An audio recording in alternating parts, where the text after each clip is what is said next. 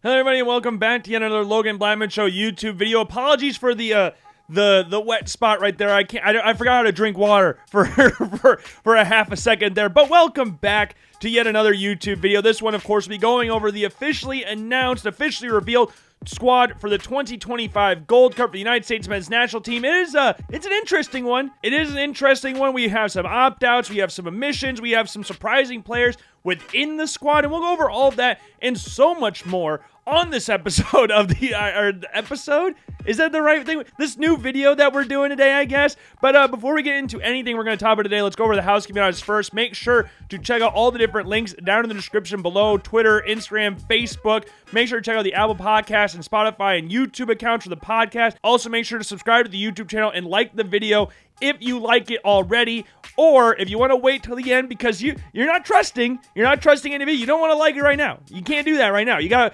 wait till the end to see if you really like it. I will remind you to do so at the end of the video, and leave a comment down below on what you feel about the United States men's national team squad going into this tournament, what you would change, what players you would kick out, what players you would put in, all that great stuff. Just leave it down in the comment section below. And this squad, again, is interesting. Remember, we had a 60-man preliminary squad, which was announced on Monday. We did our whole squad prediction video, and we went over the squad on Wednesday's video, so make sure to go and check that one out. That will be also down in the description below. I'll link it on screen somewhere as well. But Mauricio Pochettino today, this is Thursday, for those of you wondering, Thursday, May 22nd, released a 27-man squad for the upcoming Gold Cup. And I would imagine so the squads had to be cut down to 26. I would imagine the 27th person in the squad is Matt Freese from NYCFC, because like we talked about in the video where we were predicting the squad, Zach Steffen has an abdominal injury or an oblique injury that could keep him out until mid-June, which is when the Gold Cup starts, so he might not be a part of the squad. So maybe that's the guy that we're looking at right here, because he did call up 4 goalkeepers, and they weren't surprising, the 4 options there. It was Matt Turner, Zach Steffen, Patrick Schulte, and Matt Freese from NYCFC. Those are the 4 goalies that we thought would go to the tournament. We thought the 3 that would go would be Schulte, Steffen, and Turner, but if Steffen couldn't go due to the injury, that Matt Freese would be the guy to step in. Yes, Diego Koshin would have been fun to have in this squad as a 3rd option there as well. Those have been the 4 main guys, seemingly, for the United States under Mauricio Pochettino in net. And if we're looking at the defense, we have some familiar faces in there, like Serginho Dest, back in the squad. Remember, coming off a knee injury that he suffered last year, he's now back and fully fired. We saw him in the back half of the season for PSV when they lifted the Eredivisie title. We also got Tim Ream in the squad and Chris Richards, who we talked about arguably being the United States best center back partnership right now, even though even though Tim Ream is getting older. But you would like to think that that is the best center back partnership they have. And those 3 guys, I thought, were guaranteed starters for the team. Left back, though, Ante Robinson has withdrawn from the squad. He's not in the squad for the 2025 Gold Cup. Remember, he's been dealing with an injury the back half of the season. He missed the last Gold Cup, or the last camp with the Nations League and stuff like that. So this injury has plagued him on throughout the season. Now he's getting tests done. So Mauricio Pochettino allowed him to stay back, which, I mean, you can play the last half of the season for Fulham, but you can't play for the national team. I don't know. I'm not the biggest fan of that, but he has played the 3rd most minutes out of the United States men's national team players this past window, or this past year. Only 2nd behind, or 3rd behind. Well, we'll talk about the other 2. We'll talk about the other 2 in a little bit. But instead of Ante Robinson, brought the likes of Max Arvston, which we kind of expected. If they were going to bring another left back in, Max Arvston was the guy they brought into the Nations League squad when Ante Robinson first withdrew. And they also brought in DeJuan Jones. And a lot of people going into this camp are like, if they bring another left back, John Tolkien has been playing very well for Holstein Kiel in the Bundesliga, and they got relegated. But since he came in January, he's been one of their better performers. But a lot of people, again, were expecting if they were going to bring another left back, he was going to be the guy. But DeJuan Jones, like we talked about in the last Gold Cup the United States was in, beat out John Tolkien for that starting spot, that left back. I know that was a couple years ago, but if you look at recent camps as well, DeJuan Jones and Max Arvston have been the left back options for the United States in those camps. And you look at Arvston, who plays more as a wing back for Columbus Crew, more as a winger rather than a fullback. So we'll be interested to see how the United States goes throughout this formation and stuff like that. We'll talk about that here in a little bit, the more we get into the defenders. But Arvston, he does have 3 goals and 3 assists so far this season for the Columbus Crew. Again, provides a lot of a good attacking option there. DeJuan Jones is a right-footed left back, though he has played right wing back in recent games for San Jose Earthquakes. Remember, he was with the New England Revolution, but provides some good depth at that position as well. Has 1 goal and 3 assists and 6 starts so far this season. So those 2 will be battling out for the main left back spot. spot. And they did bring another right back to pack up Sergiño Dest, and it wasn't Joe Scally. And Joe Scally is one of a few players that were left off the squad due to footballing reasons. The other players include like Josh Sargent, Tanner Tessman, Cameron Carter-Vickers, Austin Trusty. Like, these are guys that one would have expected them to. I predicted all of those guys to be in the United States men's national team squad for this Gold Cup. But if you look at the last tournament they were in the Nations League, did any of Sargent, Scally, CCV, Trusty withdrew due to injury, and Tanner Tessman, did they really do enough in that tournament to warrant a guaranteed spot in this upcoming tournament? I don't think so. We've talked about Sargent not scoring any goals for the national team for God knows how many years now, and Joe Scally did not perform well at left back, was inconsistent throughout the tournament. Tanner Tessman looked kind of lost at times in central midfield in that game against Panama. CCV looked bad in the game against Canada, along with Mark McKenzie, who's also in the squad. It was an interesting move. I did not really expect it. Mauricio Pochettino did say there would be changes in this camp versus the last camp, but I didn't really, I kind of thought he'd keep a lot of the same senior players that we've seen there, but I respect the decision to make these hard decisions, even though that you could make a really good argument that Joe Scally is just far and away the second best right back the United States has at their disposal behind Sergiño Dest. Yes, we looked at Marlon Fossey in the Nations League, but this one we got Alex Freeman coming up from Orlando City SC. And Alex Freeman so far this season, 3 goals and an assist in 13 starts for Orlando this year. He's also third on the team in chances created this year with 22, so he provides a lot of a nice attacking outlet. Joe Scally, as we saw in the Nations League, is not really that same guy going forward. And we saw Mauricio Pochettino both at Southampton and at Tottenham and at PSG and at Chelsea, where he likes to have those attacking fullbacks go up and down the pitch. And Joe Scally really just isn't that at this point. We saw him try to be the left back. It didn't really work. When we've seen him play with drawn back three, he's been one of the back three options rather than one of the wing backs. I think these 4 guys, if we're looking at a United States team that could play in a back 3 or a back 5, depending on how you want to look at it, Dest, Freeman, DeJuan Jones, and Arston, those are 4 guys that excel going forward. So it makes a lot of sense if that's the direction the United States is going in this tournament. And along with that, you look at guys like Mark McKenzie, Chris Richards, 2 guys that play in a back 3 at club level. Mark McKenzie plays on the left side of a back 3, Chris Richards plays on the right, and Miles Robinson, who is also in the squad, he plays in the center, mostly in the center of FC Cincinnati's back 3. He also plays on the left from time to time, but he's mostly the central center back in a back 3. And in a defense that's only allowed 15 goals so far this season, Miles Robinson is the most accurate passer at FC Cincinnati this past season, totaling 57.2 accurate passes per 90. And this leads me again to believe the United States really could be going with a back 3 in this tournament. Tim Reams, also in the squad like we talked about before, who has played in a back 3 for the United States men's national team, has played as a left back for Charlotte FC so far this season. He would slot in right there, and you have those 4 guys that we talked about bombing forward. You have a back 3 that's fairly stable, and if you look at the United States wing depth in this tournament as well, it's not that far out of the question to suggest that the United States could be playing a more withdrawn formation or a back 3 or back 5 in this tournament, especially with guys like Richards, Robinson, and McKenzie all playing in a back 3 at club level. But moving up to the midfield now, Tyler Adams obviously made the squad. He's one of the first names on the team sheet for the United States men's national team. Johnny Cardoso also was named in the squad as well. We talked about how well he's been doing for Real Betis this past season. He's been heavily linked to Atletico Madrid. I've also seen some links to Tottenham as well, so he's going to be on the move. One would suspect at some point this summer, with Tanner Tessman not being in the squad, I would imagine that the midfield 2 for the United States, if they go with this new formation, or the 2 best midfielders that they have out of these guys, the deeper line players, would be Tyler Adams and Johnny Cardoso in this spot. But other players that you have available, you got like Jack McGlynn in there, who we talked about. We predicted him being in the squad as well. You also got Diego Luna for that creativity in there further forward up the pitch. Same with Malik Tillman as well, which I'm happy to see that he's back in the squad. Paxton Aronson wasn't announced in the squad, which that move kind of surprised me, but he still is on the younger side of things, so maybe they just want to put more experienced players here, give more of a chance to more MLS players, I guess, because Sebastian Berhalter, the son of Triple G himself, is in the squad, and he's kind of had a career resurgence with the Vancouver Whitecaps this season. Like, he didn't really get anything going well at Austin, and then you look at this season for Vancouver in 10 starts, 1 goal and 3 assists, while also leading Vancouver in chances created and big chances created this season. Usually plays in a midfield 3 on that right side, but can play on that anywhere pretty much on that right, so to add some versatility in there, and has been playing well, but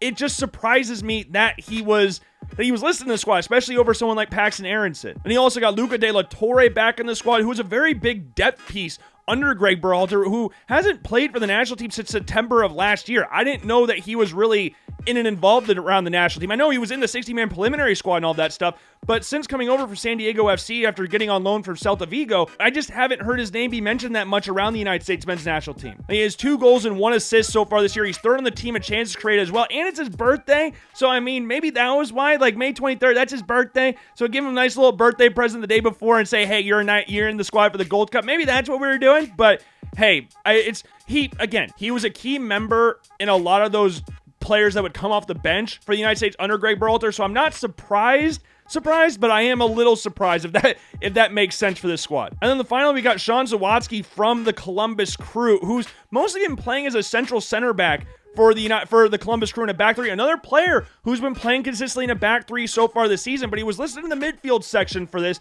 so we might see him push a little bit further forward in regards to that number 6 position, but maybe, again, he's a guy that we could see play in that central center back position. Like, remember a couple years ago in the Gold Cup, not the one with BJ Callen, but the one with Greg Berhalter when Shaq Moore scored in like 5 seconds against Canada. Like, James Sands played as a central center back even though he was listed as a midfielder, so maybe we're seeing something like that with Zawadzki in here, and he provides a lot of good depth at that center, at any position, one of the deep flyer midfield spots, one of the center back partnerships as well. Like, he provides good depth in there. And for Columbus Crew this season, he's third on the team in tackles, second in interceptions per 90, and first in clearances. Like, he can provide a lot of good depth at either that central center back spot if the United States decides to go with the back three, or in one of those midfield 6 positions. But again, not having someone like Paxton Aronson or Aiden Morris in this squad was kind of I'm surprised by that. I thought those were 2 guys that I was fairly confident would make the squad, especially Paxton Aronson, given the season that he's had for FC Utrecht over in the Eredivisie this season, led the team in scoring from a deep line midfield spot. I thought with Giovanni Reina not being involved in the squad, same with Weston McKennie, that you could have that player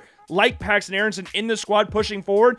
But he is young. He is on the younger side. Aiden Morris, I thought he would be a guy that we would see in and around the squad. Berhalter surprised me. I'm not going to lie. That one did kind of surprise me a little bit. And Luca De La Torre, to a certain extent, surprised me. Zawadzki, but there were more players that I thought would be involved. But I'm not surprised, like Luna, Cardoso, Tillman, Adams, like those guys were all expected in here. But those guys, that did surprise me to a certain extent for this squad. And then moving forward to the forward positions, this one's the most controversial out of all of them because Christian Pulisic is not taking part in this tournament.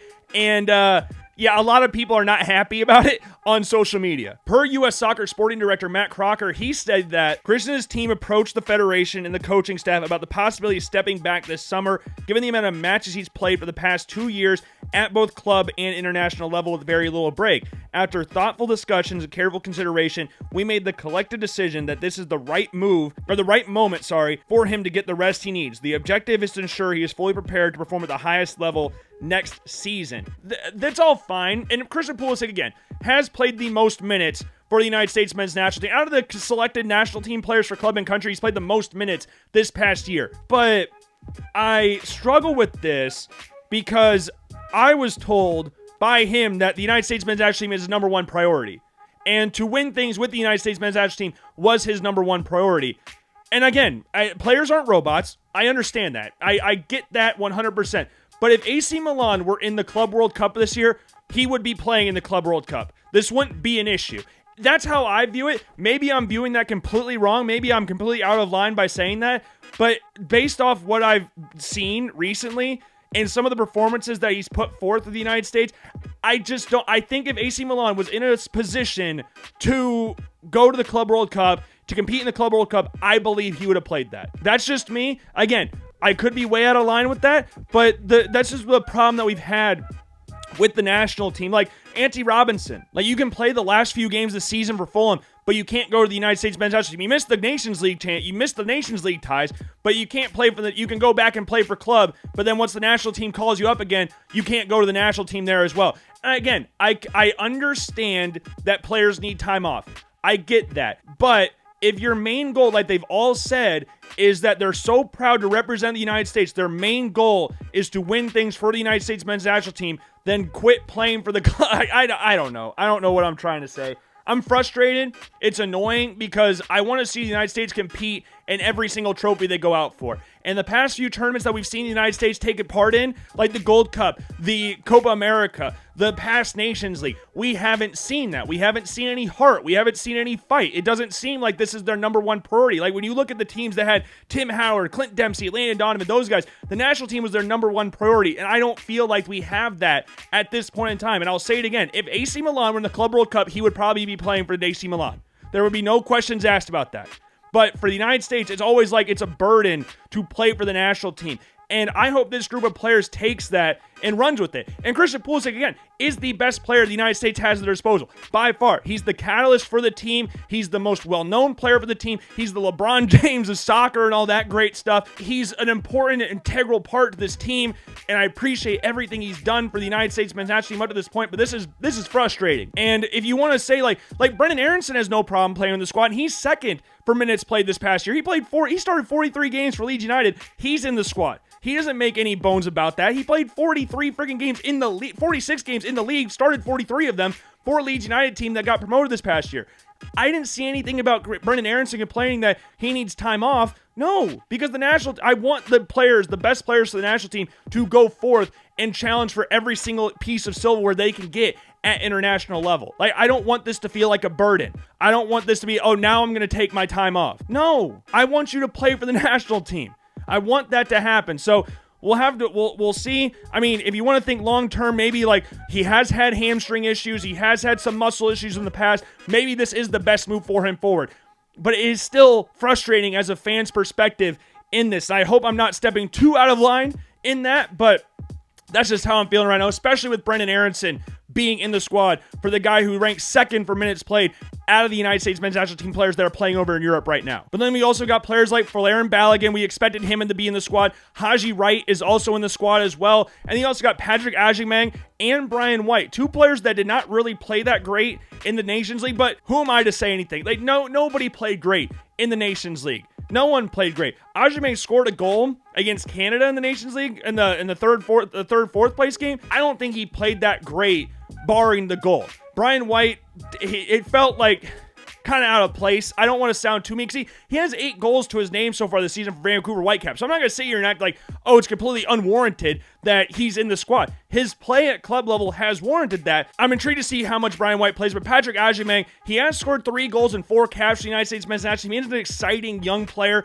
for the United States. So if he gets an opportunity, I would expect Balogun to be the main starter and Haji Wright to be the guy right next to him, but Haji Wright could also play on the wing as well. But Agyemang, Brian White, I'm intrigued to see how much they actually get involved in this tournament. And we also got Damian Downs from FC Köln, who was a big part in helping them get promoted back to the Bundesliga this past season, led the team in scoring this year with 10 goals. He also had 3 assists to his name as well in 21 starts. He was third in the team in goals and assists this past season for them. So again, a very warranted spot here, more of a striker. So the United States, this is what leads me to think that they're going to play more of a back 5 or a back 3 and play 2 strikers. Because most of these guys on here are strikers. Like you look at Haji Wright, can play on the wing, but is naturally a striker. Balogun, striker. Brian White, striker. Agyemang, striker. Damian Downs, striker. Like that, we don't really have a lot of wing depth at this point in time for this tournament, which was why I was surprised that Alejandro Zendejas was not included in the squad. But they did call it Quinn Sullivan, the older brother of Kevin Sullivan, who's one of the most highly talked about players in the MLS. 15 years old, got a move to Manchester City, so a lot of people are excited for him.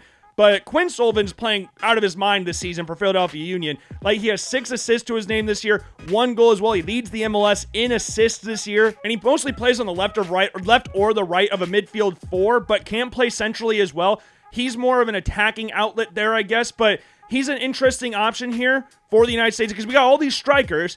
And then Quinn Sullivan, who I guess can play striker if required to, but mostly a midfielder. But that is the 27-man squad for the United States going into the 2025 Gold Cup. Some omissions that were surprising, some players that were announced were surprising, but I'm still excited for the tournament. I am still very excited for the tournament. I think the United States can do enough in this tournament to win. The United States just needs to put forth a performance. The last few tournaments we have seen from them have not been great. The last Gold Cup and the last Copa America were not great. I won't throw in the Nations League in there. I know I keep bringing it up. That's the most recent tournament, but yeah, we need to see some performance here. We need to see some fight in there. We need to see something from this team in this tournament. And Mauricio Pochettino said these MLS guys are going to be challenging the United States men's national team regulars. So I hope that happens. I hope that happens. We get a spark. We show some fight. We show some freaking balls for once. And we go out there and take this tournament. The players that they have at the disposal are good enough to win this tournament. We just need to see some freaking fight and performances and stuff like that. And if I'm picking a starting lineup at this point in time, I think it'll be one of three. And I've got them, are going to put them on the screen somewhere. And yeah, I think those are like the main, if we're going with the back five, if they go with the back five, I could see, they could obviously still go with the 4-2-3-1, which is Mauricio Pochettino's favorite formation. But yeah. Just some interesting, not include, like, Josh Sargent not being there, CCV, Trusty, Tessman, Joe Scally not being there, Yunus Musa withdrew due to personal reasons, Pulisic withdrawing, Ante Robinson withdrawing. So there's some frustrating moments, but again, this squad I think is good enough to win, and I hope they can, I hope they perform, I hope they show fight, I hope they show balls, all that great stuff. And yeah, that's all I've got for you today on this this new United States video that we have for you right now. Make sure again to check out all the different links down in the description below. Leave a comment down below on what you feel about the squad and what you thought about the video in general. Make sure to subscribe to the YouTube channel. Give the video a thumbs up if you enjoyed it. If you didn't, I sincerely apologize. I will try to be better next time, and I will see you guys later. Peace.